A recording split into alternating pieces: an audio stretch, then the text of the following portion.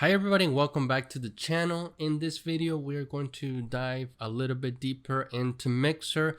We're going to talk about decals and the liquid and how to do a little bit of mixing between both of them, because I think that is something really cool that can allow us to achieve something like this. So I started with just this boring rock that looks very dry, and with some liquid and a little bit of decals, I turn it into something that's completely wet and completely different. So the best way for us to tackle this is to start from scratch. So I'm gonna delete this and I'll see you in a bit. All right, so we're back into our default window. Now, if you haven't watched the first tutorial, I'm going to leave a link in the description below. I explain the basic of everything, how to move around and what things are here in Quixel Mixer. But let's just get to it.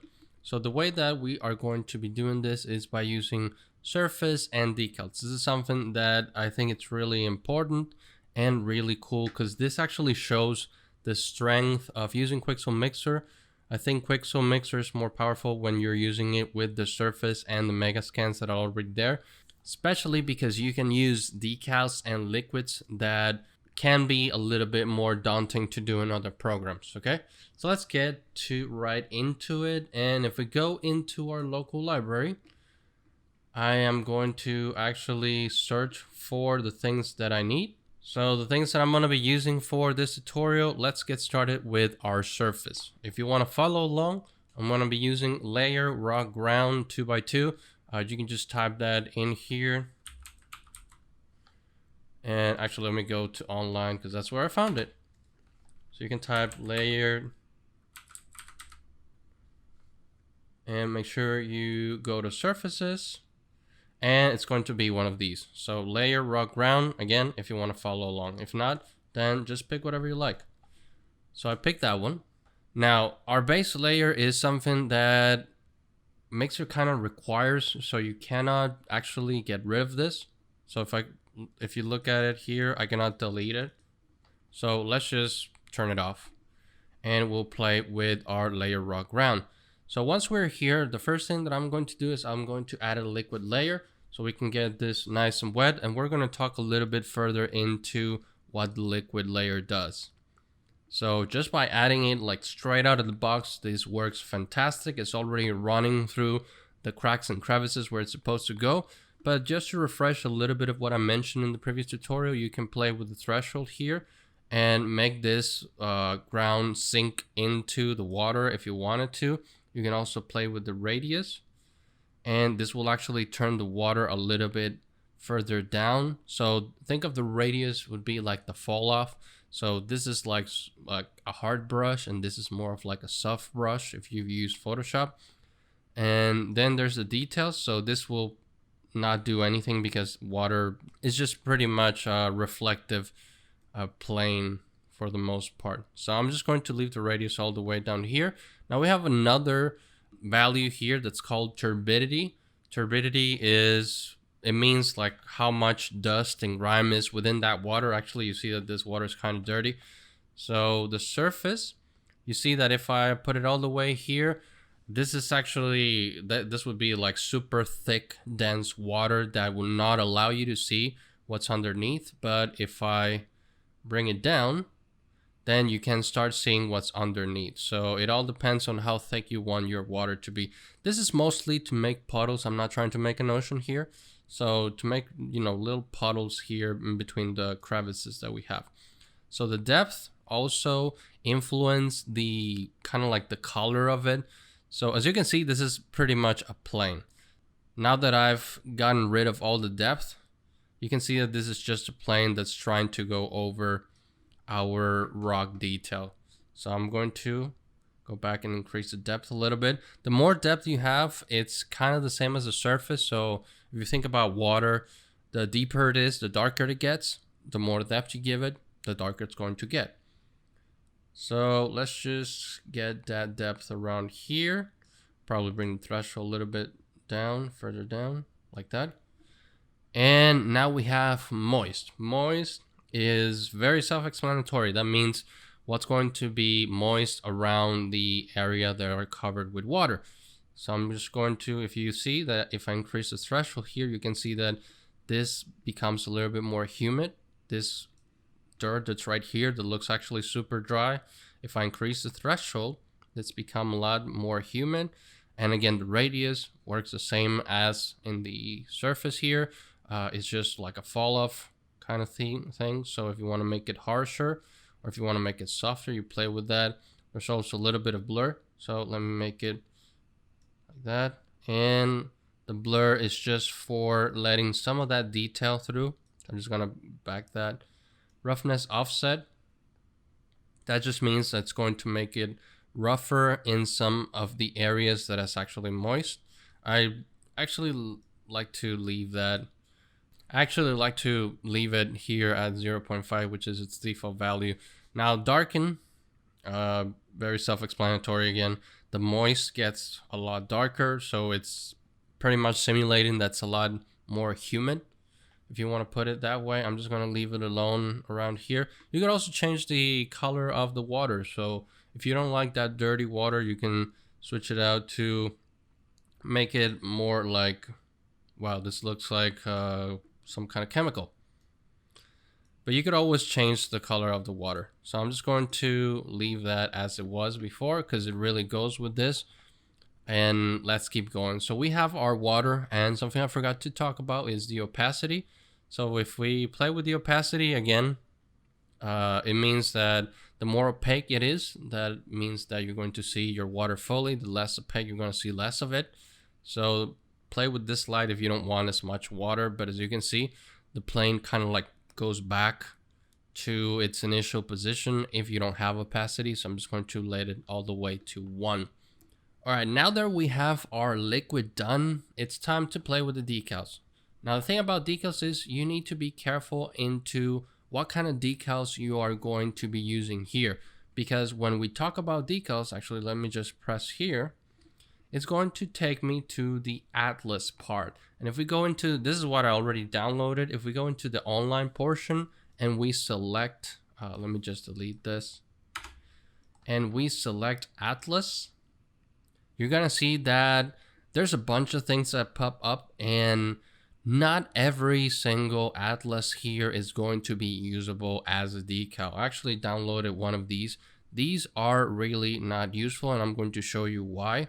But what you want to download is the ones that are already in a material. These ones that you see right here are in texture format, and they are meant to be used with grass card, grass blades, or leaf cards. That means that you have like one cup with a couple of loops, like one polygon with a couple of loops, and that'll be what represents the leaves. But the reason why these don't work, and let me go back to my local library and let me use this, I'm going to show you why. So after that's done, look, it's just that texture. It's just that texture in a square format.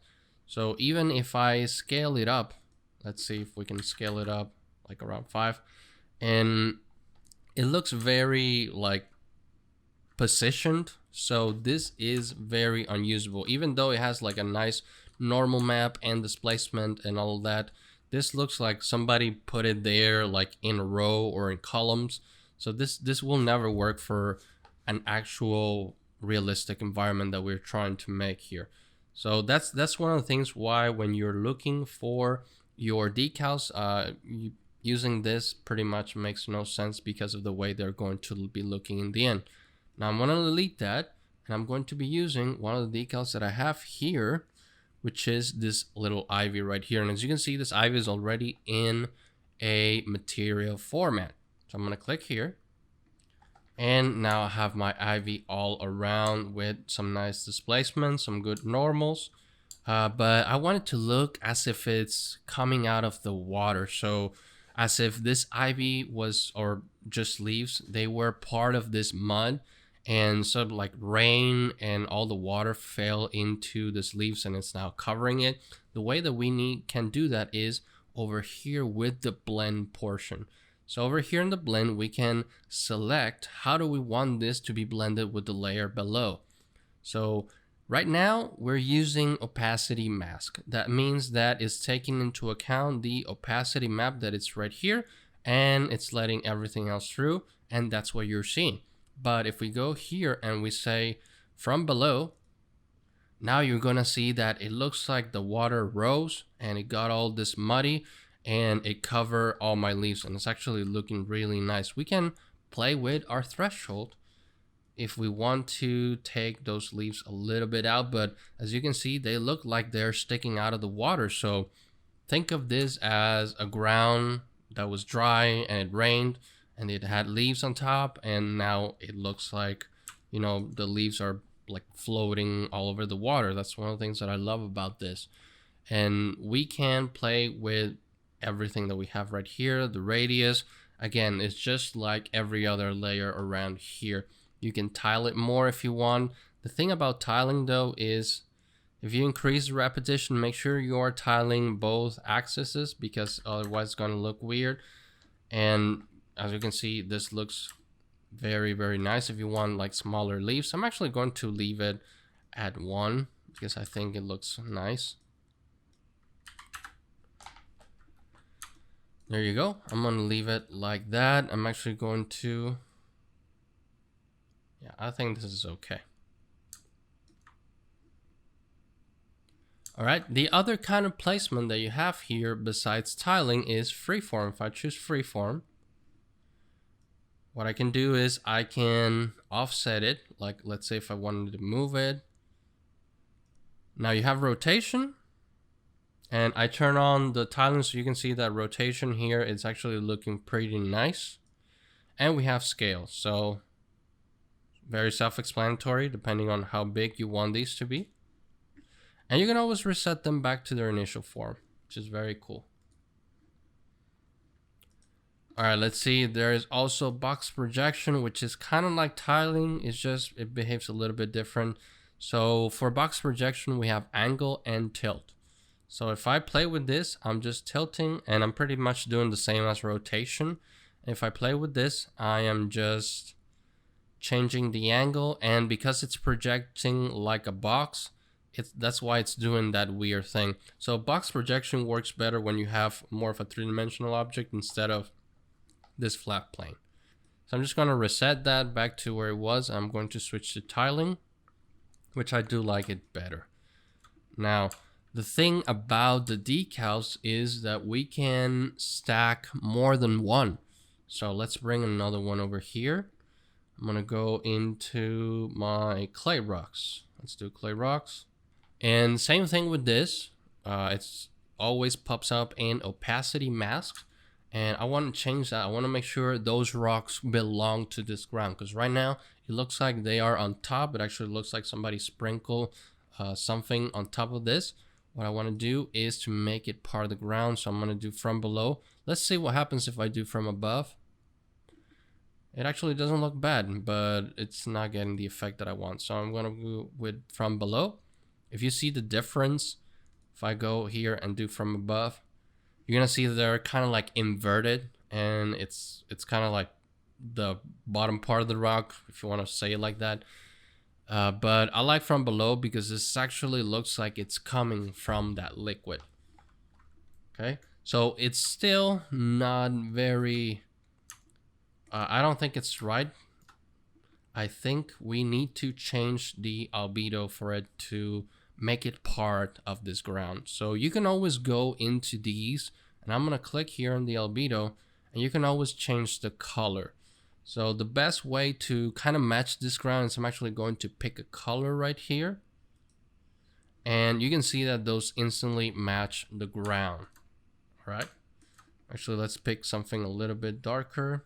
Actually, it's going to decrease the value like that. And now those rocks are part of my ground. So if I were to turn this off, you can see that it's a subtle detail, but I think it adds a lot to this material right here. And I think it really brings it to life.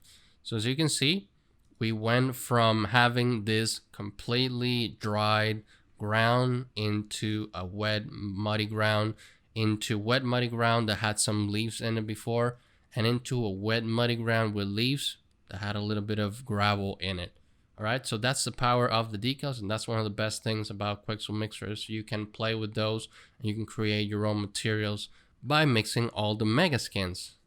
Now that is it for this video. Leave a like, leave a comment, let me know what other tutorials you would like to see. Please share this video around, it really helps the channel, and I'll see you in the next video.